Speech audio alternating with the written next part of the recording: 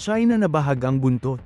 Matapos mag-anunsyo ang United States na sasama ang kanilang Coast Guard sa mga pagpapatrolya ng Pilipinas sa West Philippine Sea, isang kapansin-pansing pagbabago ang lumutang sa bilang ng mga banyagang sasakyang dagat na namataan sa lugar. Mula sa dating 122 vessels, bumaba umano ito sa 18 vessels sa sumunod na monitoring period. Pero teka muna, talaga bang umatras ang China? O may mas malalim na dahilan kung bakit biglang lumiit ang bilang ng mga Chinese vessels na namataan sa West Philippine Sea? At kung totoong may epekto ang presensya ng United States Coast Guard, ano ang ibig sabihin nito para sa susunod na mga pagpapatrolya ng Pilipinas? Iyan ang susuriin natin sa video na ito.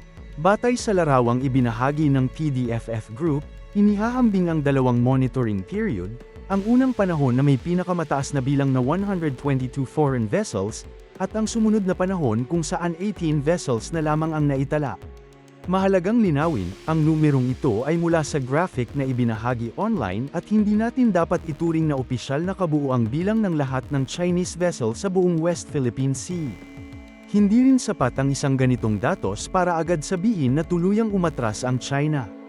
Pero kung tama ang trend na ipinapakita ng monitoring, malaki ang ipinahihiwatig nito. At dito nagiging interesante ang timing. Dahil kasabay nito ang pagpapalakas ng maritime cooperation ng Pilipinas at United States, kabilang ang pakikipag-ugnayan ng Philippine Coast Guard at United States Coast Guard. Ang mahalagang tanong ngayon, may kaugnayan ba ang dalawang pangyayaring ito? Posible. At kung mayroon man, hindi ibig sabihin na natakot ang China sa simpleng presensya ng isang barko. Ang mas mahalagang bagay ay ang pagbabago sa panganib at gastos ng kanilang presensya. Kapag may regular na Philippine Patrol, mas madaling maitala at mamonitor ang galaw ng mga banyagang sasakyang dagat. Kapag nadagdagan pa ito ng presensya ng United States Coast Guard, mas nagiging masinsinan ang pagbabantay. At kapag may magkasanib na operasyon, mas marami ring mata ang nakatutok sa bawat kilos sa dagat. Ito ang tinatawag na pagpapalakas ng Maritime Domain Awareness. Hindi ito nangangahulugan na naghahanap agad ng komprontasyon. Sa halip, ang layunin ay malaman kung sino ang nasa lugar, saan sila gumagalaw, gaano katagal sila naroroon, at kung ano ang kanilang ginagawa. At sa West Philippine Sea, napakahalaga nito. Bakit? Dahil hindi lamang mga barko ng China ang maaaring makita rito. May mga fishing vessel, maritime militia, Coast Guard vessels, research vessels, commercial ships, at mga barko ng iba't ibang bansa. Kaya kapag sinabi nating bumaba ang bilang mula 122 patungong 18, kailangan nating malaman kung ano mismo ang binilang. Chinese vessels ba lahat? Foreign vessels ba? Fishing vessels ba? O lahat ng naitalang banyagang sasakyang dagat? Napakahalaga ng pagkakaibang yan. Dahil kung hindi malinaw ang pamantayan ng pagbibilang, maaaring maging misleading ang paghahambing. Pero kahit may ganitong limitasyon, hindi natin dapat baliwalain ang malaking pagbabago sa ipinapakitang datos. Kung talagang bumaba ng ganoon kalaki ang bilang ng mga namataang sasakyang dagat sa isang partikular na lugar o panahon, may ilang posibleng paliwanag. Una, maaaring nagbago ang deployment pattern ng China. Hindi nangangahulugan na umalis sila sa West Philippine Sea. Maaaring inilipat lamang nila ang kanilang mga barko sa ibang bahagi ng South China Sea. Ikalawa, maaaring nagbago ang timing ng kanilang operasyon.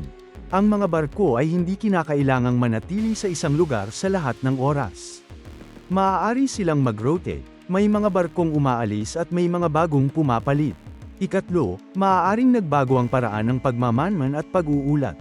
Kung mas malawak ang naging sakop ng unang monitoring period, ngunit mas limitado ang ikalawa, natural na maaaring magmukhang napakalaki ng pagbaba.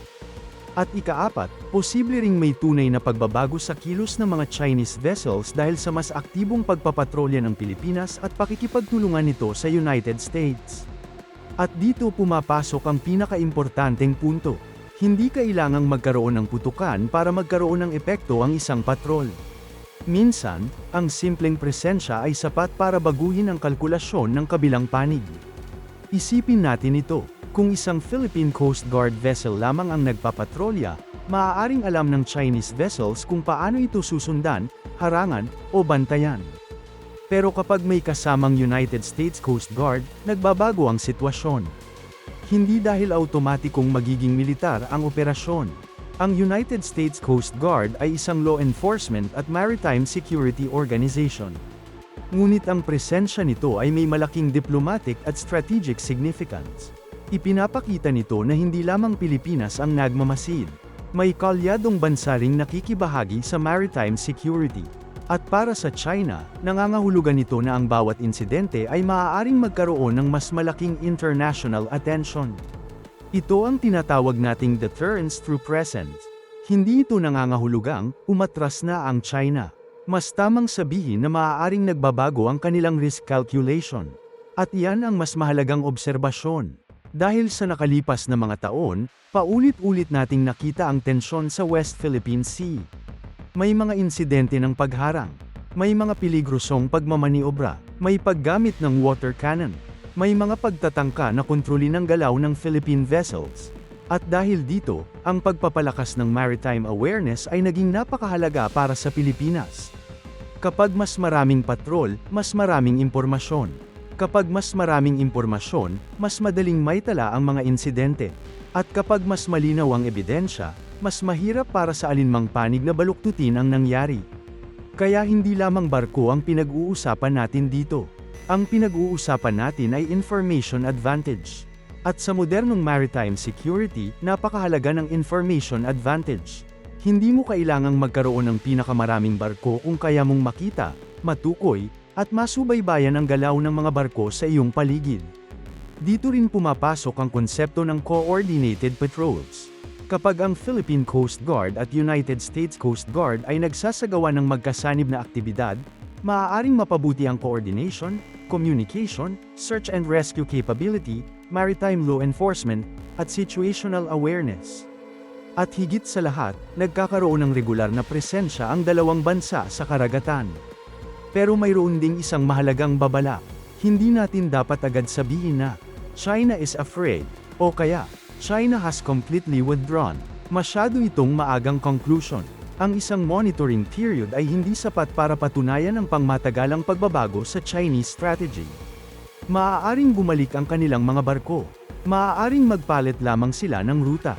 Maaaring mag-deploy sila ng ibang uri ng barko. At maaaring magkaroon pa ng mas agresibong presensya sa ibang bahagi ng West Philippine Sea. Kaya ang tunay na dapat bantayan ay hindi lamang ang bilang. Dapat nating tingnan ang pattern. Tumataas ba o bumababa ang presensya kada linggo? Saan eksaktong lugar sila namataan? Gaano katagal sila nananatili? Anong uri ng vessels ang ginagamit? At pinakamahalaga, ano ang ginagawa nila kapag may Philippine Patrol? Iyan ang mga tanong na makapagbibigay ng mas malinaw na larawan. Kung magpapatuloy ang pagbaba ng presensya sa mga lugar na regular na pinapatrolya ng Pilipinas at Estados Unidos, magiging mas interesante ang trend. Ngunit kung lilipat lamang ang mga barko sa ibang lugar, hindi ibig sabihin na nabawasan ang pressure. Maaaring nagbago lamang ang lokasyon nito.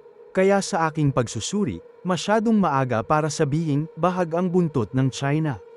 Pero may isang bagay na malinaw. May epekto ang presensya. At habang mas nagiging regular, mas organisado, at mas transparent ang pagpapatrolya ng Pilipinas kasama ang mga katuwang nitong bansa, mas mahirap para sa anumang banyagang sasakyang dagat na kumilos ng hindi napapansin. At maaaring ito ang tunay na dahilan kung bakit mahalaga ang bawat patrol. Hindi lamang para habulin ang mga barko, hindi lamang para ipakita ang bandila, kundi para ipakita na ang West Philippine Sea ay minomonitor, pinuprotektahan, at hindi basta-basta iniiwan ng Pilipinas. Kaya sa susunod na makakita tayo ng ulat na biglang bumaba o tumaas ang bilang ng Chinese vessels, huwag agad tumalon sa conclusion. Tingnan natin ang buong larawan. Dahil sa West Philippine Sea, minsan ang pinakamahalagang kwento ay hindi kung gaano karaming barko ang nakikita natin. Ang mas mahalagang tanong ay, bakit sila naroon, at bakit sila biglang umalis? At kung ang pagbaba mula 122 patungong 18 ay magpapatuloy sa mga susunod na monitoring period, doon natin masasabing maaaring may tunay na pagbabago sa kanilang operasyon. Pero sa ngayon, ang pinakaingat na conclusion ay ito. Hindi pa umatras ang China, pero maaaring nagbago na ang kanilang kalkulasyon. At kung patuloy na lalakas ang koordinasyon ng Pilipinas at United States sa West Philippine Sea, maaaring mas maging mahalaga ang presensya kaysa sa dami ng barkong dala ng bawat panig. Dahil sa karagatan, ang nakikita, namomonitor, at naitatala, ay may malaking halaga. At habang mas maraming mata ang nakatutok sa West Philippine Sea, mas mahirap para sa anumang kilos na manatiling hindi napapansin. Ikaw, ano sa tingin mo? Ang malaking pagbababa ng bilang ng mga namataang banyagang sasakyang dagat ay simpleng pagbabago lamang sa deployment? O isa itong senyales na nagsisimula ng magkaroon ng epekto ang mas aktibong patrol ng Pilipinas kasama ang United States? Ilagay ang inyong opinyon sa comment section. At kung gusto ninyo ng mas maraming update at pagsusuri tungkol sa West Philippine Sea, Philippine Coast Guard, Philippine Navy, at pagpapalakas ng depensa ng Pilipinas, huwag kalimutang mag-subscribe.